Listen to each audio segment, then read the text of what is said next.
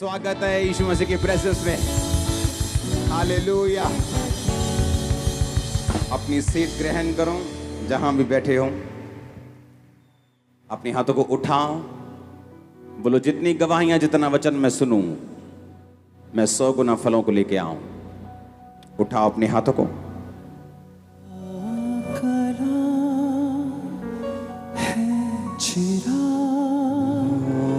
मेरी राहों की रोशनी अपने दिल में मैंने। हालेलुया। उठाओ हाथों को। सुनो मेरी बात, ये भवन तैयार नहीं था, हम परमेश्वर ने धक्के से भेजा है हमें। और ये जो डिजाइन है ये भी पूरा हो जाएगा 1-2 हफ्तों में, तो डोंट वरी। उठाओ हाथों को, बोलो जितनी गवाहियां मैं सुनूं, जितना वचन मैं सुनूं, मैं 100 गुना फलों को लेके आऊं। मांगो ऊंची आवाज में।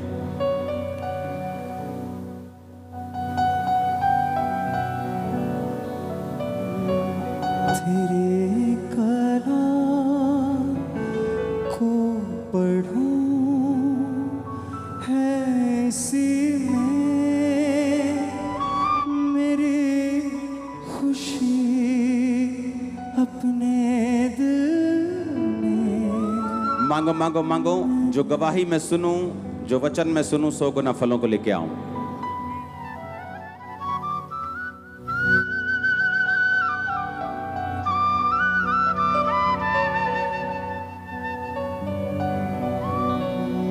कितनी अच्छी अक्ल की बातें वो मुझे शहद से भी मीठी है। अपने हाथों को उठा के बोलो, परमेश्वर तेरा वचन आज मैं सुनूं और मैं सेम वापस ना जाऊं। प्रभु यीशु मसीह के नाम में तारीफ करो जोर से। ये पिलर्स आप देख रहे हो, ये अपने आप खड़े हैं, ये सपोर्ट नहीं है किसी भी चीज की। ये हटा दिए जाएंगे और ये पिलरलेस हॉल होगा कंप्लीट। इसकी गवाही मैं आपको अभी नहीं दूंगा, इसकी गवाही मैं आपको बाद में दूंगा। इसकी गवाही बहुत लंबी और बड़ी जबरदस्त है। तो अभी भी ये इसका डिजाइन अलग है, ये कंप्लीट हो जाएगा 1 हफ्ते में, 2 हफ्तों में। लेकिन अभी भी जो साउंड का जो गूंज है वो नहीं खत्म होगी जब तक हम इसे, जो कंप्लीट हमने सोचा है, ऑडिटोरियम नहीं बनाएंगे इसका। वो भी जल्दी बन जाएगा। आमीन। आप बिलीव करते हैं कि नहीं? बहुत सुंदर भवन प्रभु आपको दे रहे हैं। Very beautiful. इसका जो साउंड है वो अमेरिका से आया है, आ चुका है।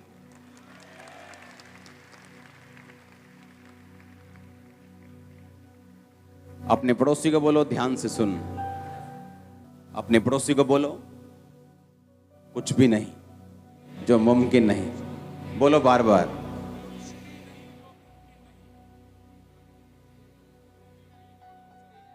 आमीन। यीशु मसीह ने कहा जस्ट बिलीव, क्योंकि यीशु मसीह के पास जब बड़ी बड़ी बीमारियों के रोगी आते थे तो बोलते थे कि अगर तू कुछ कर सकता है, क्योंकि ये रोग बहुत बड़ा है। उनके माइंड में पिक्चर थी कि बहुत बड़ा रोग है, फलाने को हुआ था वो मर गया, उसको भी हुआ था, मेरे रिश्तेदार को हुआ था वो मर गया। अगर तू कुछ कर सकता है तो यीशु मसीह ने कहा तूने अगर क्यों बोला? विश्वास करने वाले के लिए सब कुछ हो सकता है। परमेश्वर हमें उस पोजीशन पे लेके जाना चाहता है जहां रोज परमेश्वर हमें असंभव संभव होता दिखाए। एवरी डे, रोज वो हमारी आत्मिक जो पोजीशन है, हमारी जो लाइफ है, वो इस तरह से सेट करना चाहता है कि हम रोज इम्पॉसिबल पॉसिबल होता हुआ देखें। Every day. कई बार जो हम मांग रहे होते परमेश्वर हमें देता नहीं, जस्ट हमें चेक करने के लिए, हमारी विश्वास योग्यता को परखने के लिए। जैसे मुझे उसने चेक किया हीलिंग अनॉइंटिंग देने से पहले, खुद बीमारी में रख के। इतना बड़ा काम देने से पहले खुद मेरी वफादारी को उसने चेक किया है। कई बार वो इन कारणों से हमें रोक के रखता है, लेकिन उसके साथ भी वो हमें ऐसी पोजीशन में चाहता है कि हम रोज असंभव कामों को संभव होता हुआ देखें। यही परमेश्वर का प्लान है आपकी लाइफ के लिए। परमेश्वर चाहता है हम इस पोजीशन में रहें, हमेशा इस तैयारी में, इस पोजीशन में रहें कि हम रोज एवरी डे अपने बच्चों में, अपनी लाइफ में, अपनी फैमिली में रोज एक नया मिरेकल्स देखें, रोज एक नया चमत्कार देखें एवरी डे। वो ऐसा सुपरनेचुरल हमें बनाना चाहता है। हमारा शरीर उसके आड़े आता है, हमारा व्यभिचार, हमारा गुस्सा, हमारी लड़ाइयां, हमारे झगड़े, प्रार्थना का ना कर पाना, प्रार्थना में ध्यान ना लगाना। मेरा प्रार्थना च ध्यान नहीं लगता, किसी का नहीं लगता। मेरा प्रार्थना में मन नहीं करता, पास्टर्स का भी मन नहीं करता, मन किसी का नहीं करता। लेकिन जब मालूम होता है कि ये कड़वी दवाई मेरे शरीर को हील कर सकती है तो हम पीते हैं।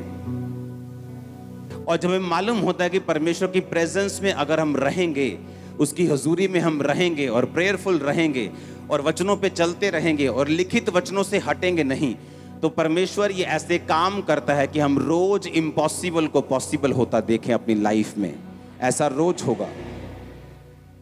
आपने एक मिरेकल सुना, हम रोज सुनते हैं। हम मंगलवार भी सुनते हैं, हम सोमवार भी लोगों को सुनते हैं, हम बुधवार भी सुनते हैं मेरी लाइफ में ये काम हुआ, हम वीरवार भी सुनते हैं, आप संडे थर्सडे सुनते हैं और रोज प्रेयर माउंटेन की शायद प्रार्थना में सुनते होंगे, लेकिन हम रोज सुनते हैं। ऐसे लोग जिनको यूट्रस का कैंसर था, ऐसे लोग जिनको अंदर जिनके बड़ी रसौलियां कैंसर की बन चुकी थी, जस्ट एक विजिट चर्च में आए वो एक बार 7 समुंदर पार से, जब वापिस गए लाइफ चेंज थी। मैं जस्ट एक टेस्टिमनी आपको दे रहा हूं। और जब उनकी टेस्टिमनी आती है और जब वो बताते हैं कि हमारी पूरी लाइफ, हमारी पूरी जिंदगी, मेरी पूरी जिंदगी इस बीमारी के आसपास थी, शादी नहीं हो पाई, काम नहीं कर पाई, फैमिली से बना के नहीं रख पाई, लाइफ में इमोशनल डिस्टर्ब रही, मेरी जिंदगी खराब हो गई। लेकिन जब मुझे मालूम हुआ कि परमेश्वर हील, और मैं क्रिश्चियन लोगों की बात कर रहा हूं, और फैसला किया 7 समुंदर पार से कि चलो चर्च में चलते हैं। वहां पे ले हैंड हुआ, वापिस गई, सिचुएशन बदल गई 100%। क्योंकि परमेश्वर ऐसा चाहता है, क्योंकि वो सुपरनेचुरल है, वो सामर्थ्य है, वो डरता नहीं, वो संभव को संभव करने वाला है। और वो ये चाहता है उसके बच्चे भी रोज ऐसा देखें और करें अपने हाथों से भी। आपके दुकान पे कस्टमर नहीं, उस जगह जहां कस्टमर खड़े होते, खड़े होकर गैर भाषा बोलो आधा घंटा, तुम सारा दिन फ्री नहीं होंगे। आपको करना नहीं आता काम। हालेलुया। परमेश्वर चाहता हम इम्पॉसिबल रोज देखें एवरी डे। जस्ट उसको ऐसे बर्तन चाहिए जो समर्पित हों, जो तेल परमेश्वर उन बर्तनों में उंडेलना चाहता है वो गंदे ना हो, वो तैयार हों कि परमेश्वर जस्ट उंडेल सके। जितना मिरेकल आप चाहते हैं, जितना असंभव आप देखना चाहते हैं, आपको मालूम परमेश्वर उससे ज्यादा देखना चाहता है आपकी लाइफ में। पर बाइबल कहती है वो वचन से बंधा हुआ है, वो वचन से इधर उधर नहीं होता। अगर आप उसकी महिमा के लिए कुछ मांगेंगे वो आपको देगा, बाइबल कहती है। उसने कहा तुमने मांगा पर पाया नहीं, क्योंकि तुम इसलिए मांगते हो कि व्यभिचार में उड़ा दो। परमेश्वर रोज चाहता है आपकी लाइफ में मिरेकल्स हो एवरी डे। आपका फादर बीमार है, आप चर्च में आती, जस्ट अपना हाथ रखो उस पे, वो हील होगा। आपकी फैमिली में परमेश्वर आपके जरिए मिरेकल करेगा, अपने बच्चों पे, आपके रिश्तेदारों के ऊपर।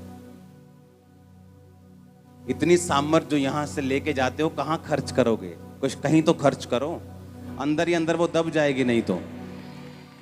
और ये परमेश्वर की विल है आपकी लाइफ में।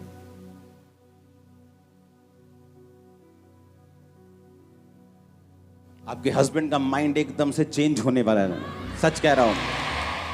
आपका फाइनेंस जिसके लिए आप 15 साल से इंतजार कर रहे हो, चेंज होने वाला एकदम से। परमेश्वर ये ठान चुका है आपकी लाइफ में मिरेकल करना। उसने मेरी लाइफ में ठान लिया था कि जो ये हीलिंग मांग रहा है, मैं इसे दूंगा। जस्ट वो इंतजार कर रहा था कि मैं पोजीशन मेरी सही हो जाए। ऐसा ना हो कि मैं हीलिंग लेके भाग जाऊं और परमेश्वर का जो सबसे बड़ा मकसद था हीलिंग के बाद मुझे इस्तेमाल करने का, वो पूरा ना हो। इसलिए उसने इंतजार किया कि पहले मैं इस्तेमाल होने के लिए तैयार हो जाऊं। वो आपके लाइफ में जो भी कर रहा है उसमें उसका एक बड़ा मकसद है। उस मकसद को बाय फेथ आप पकड़ के रख सकते हो। इसलिए वचन में लिखा है कि धर्मी जन विश्वास से जीवित रहेगा। धर्मी जन कैसे जीवित रहेगा? और वो ऐसा चाहता है आपकी लाइफ में। हम दूसरों की तरह नहीं जिनका परमेश्वर सिर्फ कापियों में और किताबों में है। हमारा हमारे साथ चलता है। आमीन। वो मुर्दा नहीं है। हम उसकी पास्ट बातों में विश्वास नहीं करते। उसने किया था, वो आज भी जीवित है तो करता है। अगर कोई परमेश्वर है तो उसके लिए पुराने टाइम में काम करना और आज काम करना उसके लिए कोई फर्क नहीं है। जो टाइम पर काम आए बोलते हैं वही अपना है। जो आज काम करे वही परमेश्वर है। सब बोलते हैं ना मैं भी तुम्हारा हूं, मैं भी तुम्हारा हूं। असी भैन जी कोई गल नहीं सी, तुसी आवाज मारियो कदी। हाँ, जिस दिन भैन जी नूं लोड़ पई ते भैन जी ने फोन किया ते वो भैन जी फोन ही नहीं चकदी, वो कट्टी जाती है अगों। वो आपकी अपनी नहीं है। जो अपने होंगे वो एक SMS के बाद आपके घर के बाहर खड़े हो जाएंगे। और जो परमेश्वर जीवित होगा वो काम करेगा, बहाने नहीं मारेगा। आज से एक्सपेक्ट करना है, तैयारी रखनी है कि आपकी लाइफ में रोज मिरेकल्स हों। इस कॉन्शियसनेस में, इस विवेक में चलना है कि परमेश्वर मेरा जीवित है और वो मेरे साथ है और वो बड़े काम करेगा मेरी जिंदगी में अगर मैं उसके साथ अड़ा और खड़ा रहूंगा। तो आप अपनी फैमिली के मूसा बनने वाले हैं। आप अपनी फैमिली की एस्तर बनने वाली हैं। आप अपनी कम्युनिटी की दबोरा बनने वाली हैं। आप अपने लोगों के जोशुआ बनने वाले हैं। आमीन। ऊंचा ये बरकत आपकी है। Hallelujah, hallelujah, hallelujah. वो यही चाहता है आपकी लाइफ में। अपने पड़ोसी को बोलो, वो चाहता है रोज तेरी जिंदगी में बड़े काम करना। ये परमेश्वर का प्लान है आपकी लाइफ के लिए। क्या आप तैयार हैं? कैसे करनी है तैयारी? फाउंडेशन लगा के कैसे करनी है? आत्मा में रह के।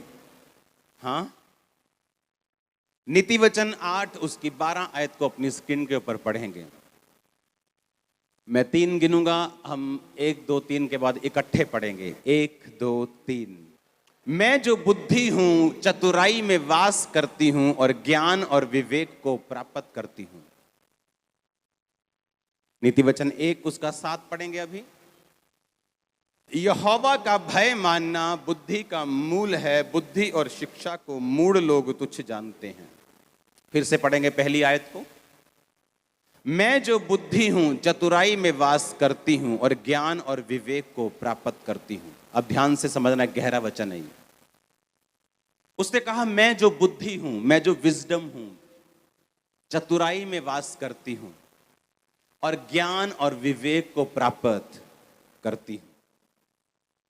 बुद्धि क्या है? परमेश्वर ने के वचन में लिखा यहोवा का भय मानना ही बुद्धि है। बुद्धि की शुरुआत है, विजडम की शुरुआत है, विजडम का मूल है, उसका मेन कारण है यहोवा का जिसको भय है वो बुद्धि में है। इतना समझ आया कि नहीं आया? उसने कहा मैं जो बुद्धि हूं चतुराई में वास करती हूं। कौन था चतुर? यूसुफ चतुर आदमी था। एक चतुराई है शैतान वाली, एक चतुराई है परमेश्वर वाली। एक चतुराई किसकी है?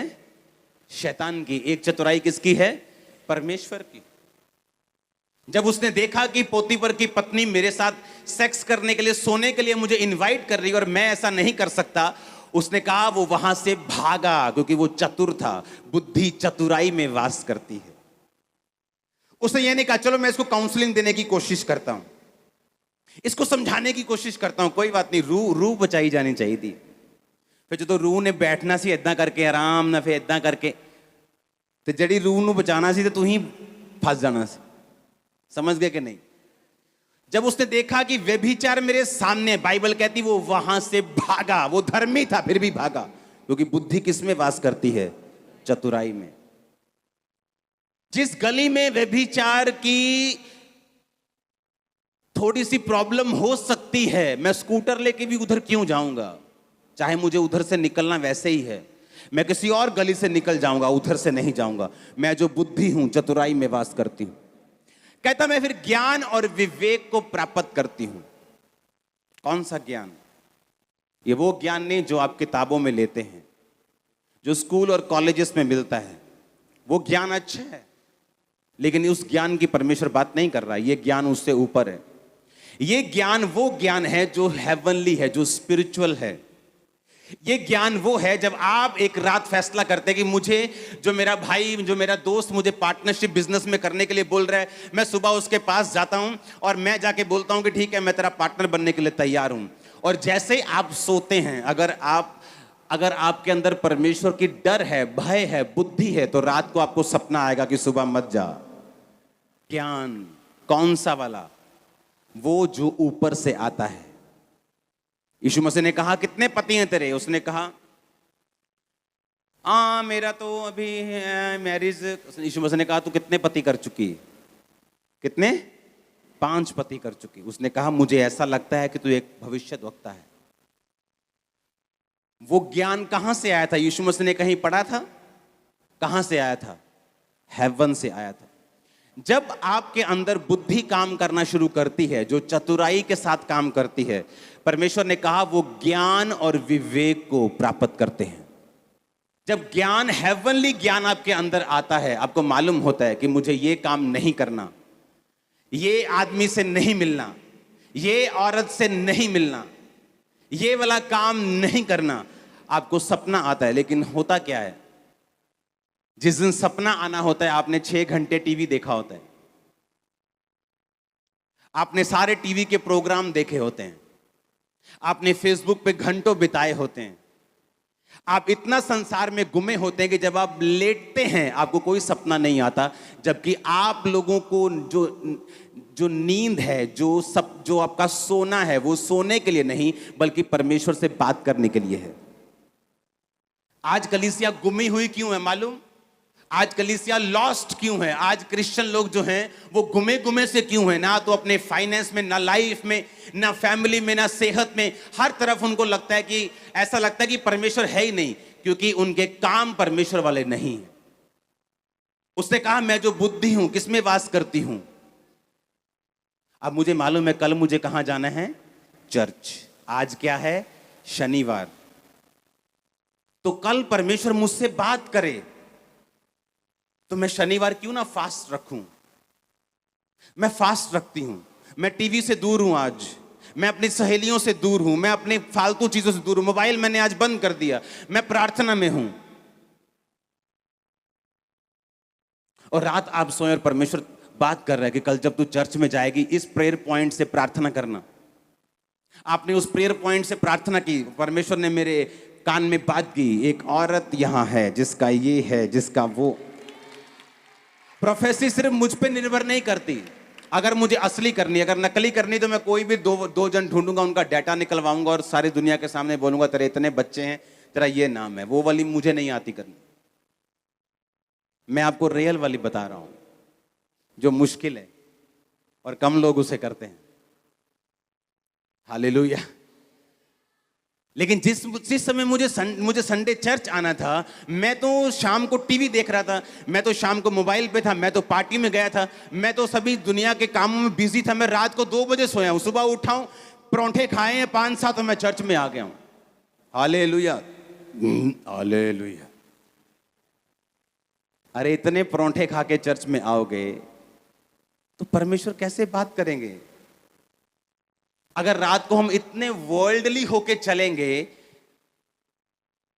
हमें मालूम है एक प्रेयर, एक प्रोफेटिक वर्ड, एक प्रभु का टच मेरी लाइफ को चेंज कर सकता है, मेरे पति को चेंज कर सकता है, मेरे कैंसर को चेंज कर सकता है, मेरी बीमारी को खत्म कर सकता है। पर क्या मैं उस टच के लिए तैयार हूं? ये क्वेश्चन अपने आप से पूछो। अगर मैं उस टच के लिए तैयार हूं तो रात को मैं टीवी में क्या देख रहा था फिर? अगर मैं उस टच के लिए तैयार हूं तो फोन पे क्यों लगा था फिर? अगर उस स्पर्श के लिए तैयार हूं तो कहां थी मेरी पवित्रताई? उस स्पर्श के लिए अगर तैयार हूं तो कहां थी मेरी प्रार्थना? वो तो है नहीं। लेकिन हम आके डिमांड करते हैं, परमेश्वर, जैसे मर्सिडीज के शोरूम के सामने हम रोज जाके बोले मुझे मर्सिडीज चाहिए लेकिन मैं पैसे साइकिल के दूंगा। वो बोलेगा भाई मर्सिडीज चाहिए, मर्सिडीज के पैसे ले आ। हम कैसे तुझे दे दें? हम नहीं दे सकते। उसने कहा मैं जो बुद्धि हूं किसमें वास करती हूं? नीति वचन कहता है, हे भोले लोगों, कब तक भोले बने रहोगे? कब तक परमेश्वर पे सारा कुछ छोड़ते रहोगे? जबकि परमेश्वर ने तुम्हें सारा सिस्टम दिया है। उसने अमीर होने के लिए तुम्हारे बीज बोने की व्यवस्था रखी है। उसने सामर्थ्य होने के लिए तुम्हारी प्रार्थना करने की व्यवस्था रखी है। उसने आवाज सुनने के लिए फास्टिंग की व्यवस्था रखी है। तुम कब तक वो नहीं छुओगे? और कब तक तुम भोले बने रहोगे? और कब तक भटके रहोगे? और कब तक तुम उसकी आवाज ना सुनोगे? हालेलुया। अगर मैं बुद्धि हूं, उसने कहा मैं जो बुद्धि हूं मैं चतुराई में वास करती हूं। मुझे मालूम है उस संगति में अगर मैं जाऊंगा तो मेरी स्पिरिचुअल लाइफ बिगड़ सकती है। मैं जानता अगर मैं उस दोस्त के साथ ज्यादा मिलूंगा तो मेरी स्पिरिचुअल लाइफ पे इफेक्ट हो सकता है। मैं तो कई पास्टर्स को नहीं देखता हूं, उनकी फेसबुक तक नहीं देखता हूं, क्योंकि जब वो फेक करते हैं और आप उनके अच्छे रिजल्ट्स को देखते हैं वो आपको प्रभावित करती है, लेकिन आपको मालूम नहीं फ्यूचर में उनके साथ क्या होगा। जब मुझे मालूम है परमेश्वर की बुद्धि चतुराई में वास करती है, मुझे चतुर होना पड़ेगा, मुझे चालाक होना पड़ेगा। सांपों की तरह यीशु मसीह ने कहा तुम्हें चालाक और बुद्धिमान होना पड़ेगा। उसने सांप की एग्जांपल दी। यीशु मसीह ने कहा सांप की तरह बुद्धिमान बनो। कबूतर के नाई क्या बनो? भोले बनो। कबूतर को पकड़ लो, वो आपको चोंच नहीं मारता, वो आप पे अटैक नहीं करता। उसने हमें कबूतर की तरह बनने के लिए बोला कि अटैक मत करो। उसने हमें सांपों की तरह बुद्धिमान होने के लिए बोला कि जब आप उसको पकड़ने की कोशिश करते हैं वो छुप जाता है और भाग जाता है। उसने हमें इस तरह से चतुराई में वास करने के लिए बोला। जब यीशु मसीह को मालूम हुआ कि मुझे, जब यीशु मसीह के मिरेकल्स देखे, जब लंगड़े चलते देखे, तो लोगों ने फैसला किया कि इसको उठाओ। यीशु मसीह को पॉलिटिकल लोगों ने फैसला किया कि इसको राजा बनाते हैं, इसके साथ पब्लिक बहुत है, इसको खड़ा करते हैं सीएम के लिए, इसको पब्लिक बहुत है, इसको एमपी खड़ा करते हैं। बाइबल कहती जैसे यीशु मसीह ने जान लिया कि मुझे राजा बनाने के लिए पकड़ना चाहते, उसने बहस नहीं की, वो वहां से चतुराई से निकल गए और पहाड़ पे प्रार्थना करने के लिए चले गए। मैं जो बुद्धि हूं चतुराई में वास करती हूं। वो प्रार्थना करने के लिए गए, प्रार्थना की, वापस आए, लोगों का दिमाग चेंज हो चुका था। लोगों के साथ बहस करने से, लोगों को समझाने से, लोगों को ऑफेंड करने से यीशु मसीह को यह अच्छा लगा कि वो परमेश्वर की प्रेजेंस में चले जाएं। अपने मोती सूरों के आगे पवित्र वस्तुएं कुत्तों को मत। लेकिन ये बुद्धि कैसे काम करती है? जब आप परमेश्वर का भय मानना लिखा उस बुद्धि का मूल है। और वो किसको प्राप्त करती हैं? ज्ञान को। कौन सा ज्ञान? जो हेवनली है, हेवनली ज्ञान। कि आने वाले समय में लोग टीवी पर देखेंगे, हजारों लोग, आज 1000 लाखों लोग ब्रांचेस में बैठे हुए हैं, टीवी पे देख रहे हैं। ज्ञान कहां से आया था? ये ज्ञान, ये टेक्नोलॉजी वाला ज्ञान नहीं था, कि उस समय टेक्नोलॉजी थी नहीं ऐसी जब मैं ये प्रोफेटिक वर्ड दे रहा था लोगों को। इंटरनेट नहीं था लोगों के पास। टेक्नोलॉजी छोड़ो।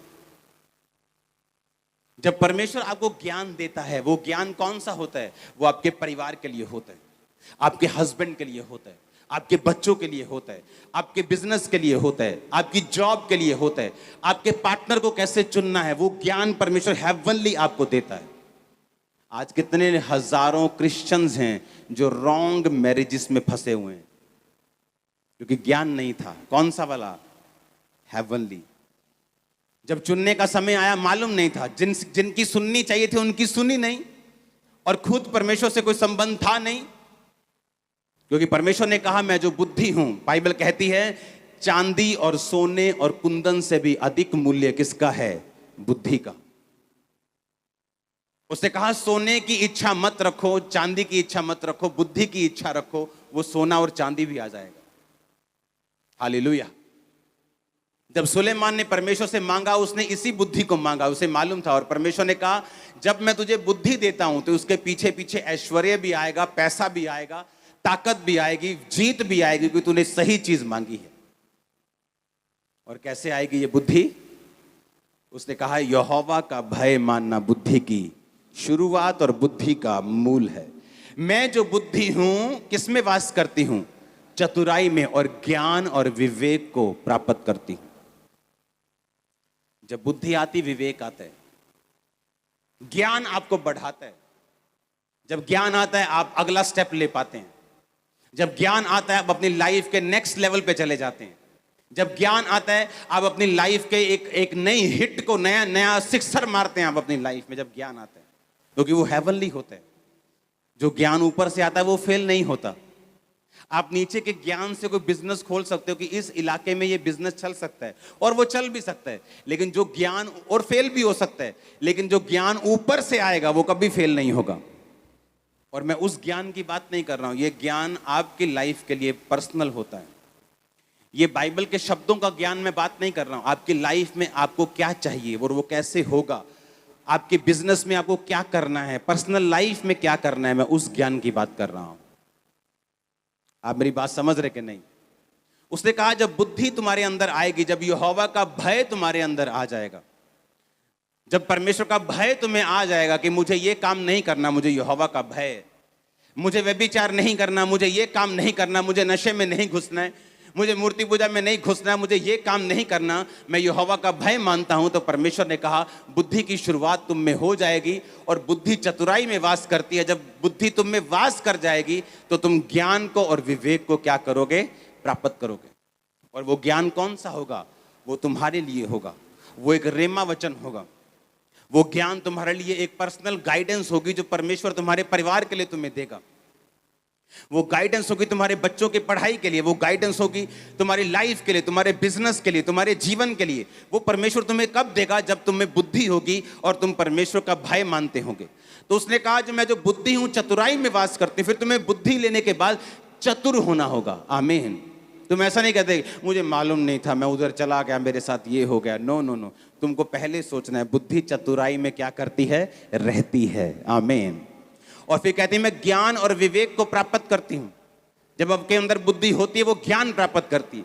वो ज्ञान जो हेवन से आता है, वो ज्ञान जिसके सामने फिर लोग घुटने टेकते हैं कि सचमुच परमेश्वर तुम्हारे बीच में है।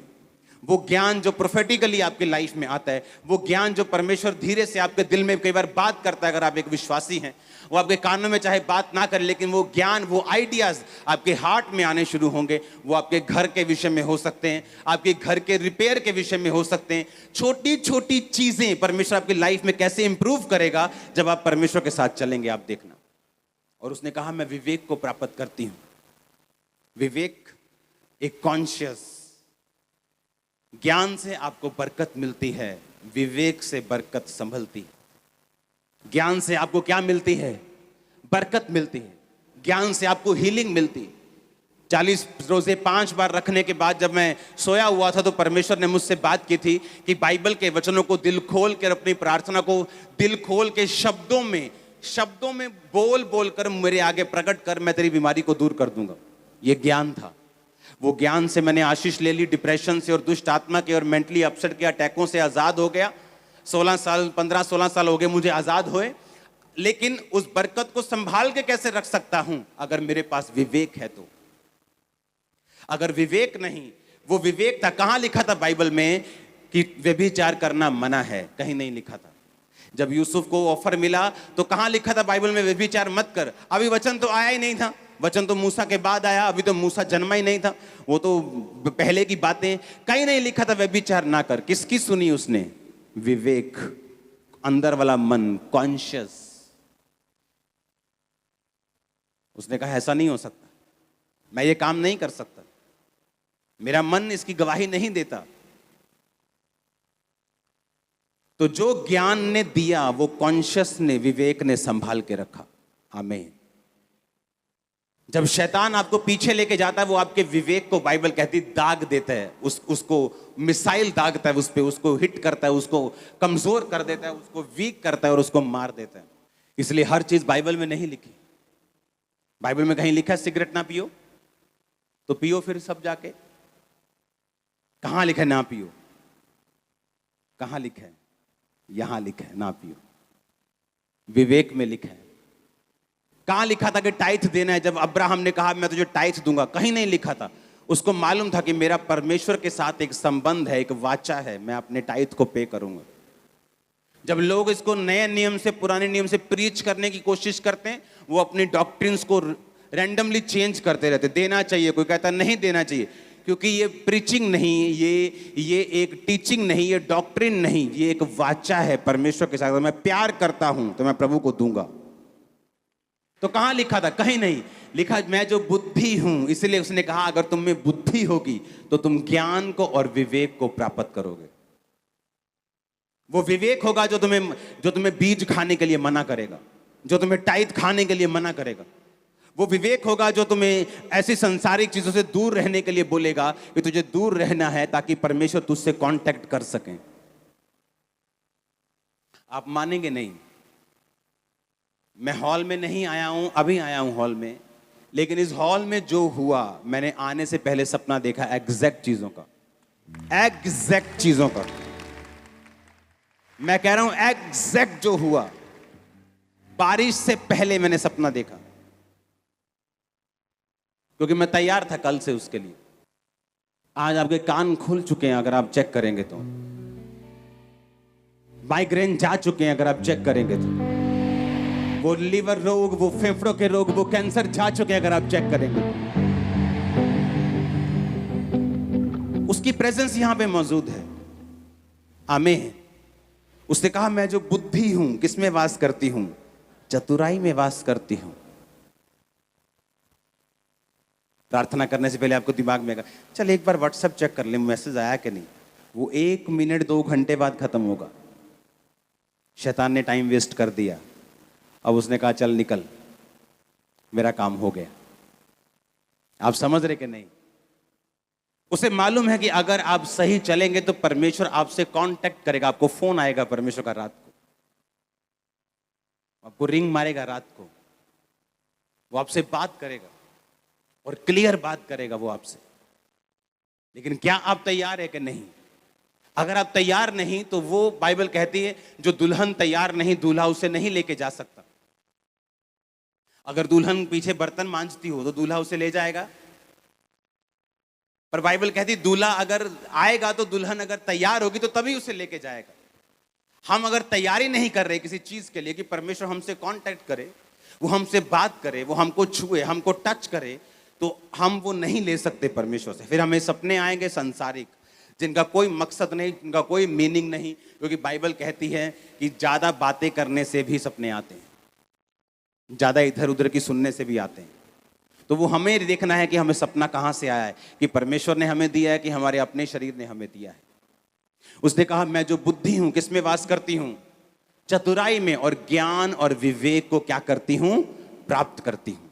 जब विवेक आपकी लाइफ में होता है, फिर आप ढूंढने नहीं लगते कि बाइबल में ये लिखा है कि नहीं। आपको मालूम है शराब नहीं पीनी, आपको मालूम है ये काम नहीं करना, आपको मालूम है मुझे ये गलत पैसा नहीं कमाना, मुझे ये रॉन्ग चीज़ें नहीं करनी, मुझे ये काम नहीं करना, आपको मालूम होता है।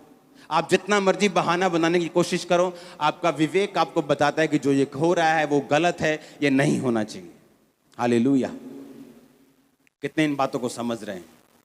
और बुद्धि कैसे मिलती है? यहोवा का भय बुद्धि की क्या है?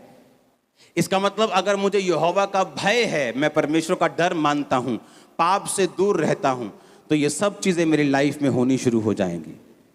वो कांटेक्ट करेगा, वो टच करेगा, वो हील करेगा, वो डिलीवर भी करेगा, वो ज्ञान देगा, वो विवेक देगा, वो संभाल के रखेगा, वो आगे भी लेके जाएगा। आप मेरी बात समझ रहे कि नहीं? मैं जो बुद्धि हूं, कहां वास करती हूं? चतुराई में वास करती हूं। हे भोले लोगों, कब तक भोलेपन से प्रीति रखोगे? उसने कहा तुम्हें मालूम है आज अगर मैं इस रिश्तेदार के घर जाऊंगी तो मुझे सब कुछ खाना पड़ेगा, लंगर सब कुछ लेना पड़ेगा, लेकिन फिर भी तुम उस बकरे को जिसको काटना होता है ना, वो जाता है गाजर के आगे आगे, वैसे तुम जाती हो कि उसने बुलाया, अगले दिन जाओ, अगले दिन जाओ, मैंने कहा आमीन। जब मालूम है कुछ ऐसा खाने को नहीं मिलेगा जो नॉन बिब्लिकल है, पर बाइबल कहती मैं जो बुद्धि हूं किसमें वास करती हूं? चतुराई में। मैं जो बुद्धि हूं किसमें वास करती हूं? लेकिन अगर बुद्धि नहीं होगी, तुम जाओगे, खाओगे, पियोगे, बीमारियां लेके आओगे, फिर प्रेयर लाइन में खड़े होंगे तुम और पास्टर पे सारा जोर लगाने के लिए बोलोगे, पास्टर जी अच्छे ही करो। हाँ, और पास्टर इतनी देर से वचन दे रहा है, वो आपको सिखा रहा है, वो आपको समझा रहा है। अगर आप सुन ले ध्यान से तो बाइबल कहती है तुम्हें हीलिंग की जरूरत नहीं होगी, तुम एवर ग्रीन हील रहोगे। एक धर्मी बीमार हो सकता है, उस पर परीक्षा आ सकती है, लेकिन वो बीमारी मृत्यु के लिए नहीं, परमेश्वर की महिमा के लिए होगी। हालेलुया। मैं जो बुद्धि हूं किसमें वास करती हूं? चतुराई में वास करती हूं। मालूम है कि पति पी के आया है और तुम बाइबल खोल के बैठ गई हो बहस करने से, तुम कैसे जीतोगी उसके साथ? वो तो 4-5 शॉट लगा के आया है। चतुराई में वास करती, तुम चुप करके सो जाओगे, सुबह कान पकड़ोगी, आजा भी हूं दस दे तेनू। हाँ, मैं जो बुद्धि हूं किसमें वास करती हूं? चतुराई में वास करती हूं। और फिर लिखा अगर बुद्धि तुम्हारे अंदर आ गई तो ज्ञान आ जाएगा। कौन सा ज्ञान? जो हेवन वाला ज्ञान है, जो परमेश्वर आपको देता है, जो आपके मिनिस्ट्री के लिए, आपके फाइनेंस के लिए, आपके बच्चों के लिए, आपके बिजनेस के लिए। वो ज्ञान जब आपको मिलता है आप दूसरों से अलग होते हैं, और जो काम परमेश्वर आपको करने के लिए बोलता है उसमें आप कभी फेल नहीं होते, और ना कभी आप फेल होंगे यीशु मसीह के सामर्थ्य नाम में। Hallelujah, hallelujah. आप तैयार हैं क्या? आज से बुद्धि अपने अंदर रखनी है। उसने कहा मेरा मूल्य मूंगों से भी अधिक है, मैं चांदी से, मैं सोने से, मैं कुंदन से भी अधिक महंगी हूं। जब बुद्धि एक बार आ गई आपके अंदर, उसके बाद जो आपके लिए ज्ञान होगा वो भी आपके अंदर आ जाएगा। और ये वो ज्ञान नहीं जो आप कॉलेजेस में ले सकते हैं, ये वो ज्ञान नहीं जो 40 साल के बाद भी पढ़ के आपको नहीं मिल सकता। ये वो ज्ञान है जो ऊपर से आता है, जो फेल नहीं होता, जो पुराना नहीं होता, जो एवर अपडेटेड सॉफ्टवेयर है उनका, वो वहां से आता है। आमीन। जो आज भी काम करता है, अभी भी काम करता है, वो फॉर्मूलाज कभी पुराने नहीं हुए। वो आपको मिलेंगे यीशु के नाम में। मैंने कहा वो आपको मिलेंगे यीशु मसीह के नाम में। एक बात याद रखो, धर्मी बातों में चलने के लिए, धर्म की बातों में चलने के लिए, परमेश्वर में चलने के लिए आपको हमेशा प्राइस पे करना होगा, मूल्य अदा करना होगा। आपको कई बार लाइफ बोरिंग लगेगी, लेकिन आपको करना होगा, क्योंकि जो इंटरेस्टिंग उसके बाद होगी वो बड़े बड़े सेलिब्रिटीज की नहीं होगी। तो पहले फैसला कर लो कि मुझे पहले ऐसी लाइफ जीनी है और बाद में कैसी जीनी है, या मुझे नॉर्मल हमेशा के लिए रहना है। हालेलुया। अगर आपको आज स्पर्श चाहिए था तो कल आपने कितनी प्रार्थना की है?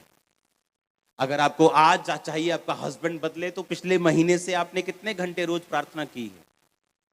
आपने कितनी बार परमेश्वर का वचन पढ़ा है? आपने कितने संडे मिस किए? कितने हफ्ते आपने फास्ट नहीं रखे? हालेलुया। अपने हाथों को उठा। मैं जो बुद्धि हूं, चतुराई में वास करती हूं, ज्ञान और विवेक को प्राप्त करती हूं। खुदा मुझे ज्ञान दे और मुझे विवेक दे। आज से मैं तेरा भय मानता हूं, आज से मैं तेरा भय मानती हूं। मुझे ज्ञान दे, मुझे विवेक दे।